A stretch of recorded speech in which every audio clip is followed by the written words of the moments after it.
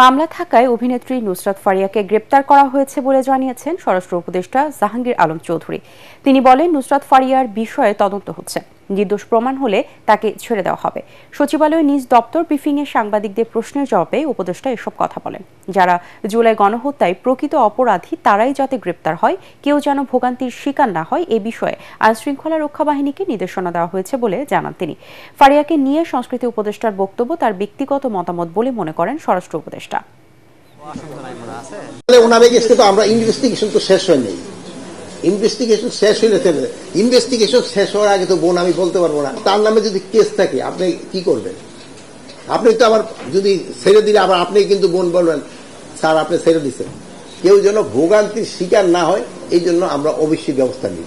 আমরা বলছি শুধু দুষ্কৃতিকারী যেন আইনের আওতায় আসে এবং শাস্তি ভোগ করে, কোনো একটা নিরীহ লোক যেন কোনো অবস্থায় শাস্তি ভোগ যেন না করে, এই ব্যবস্থা আমরা অবশ্যই নেব।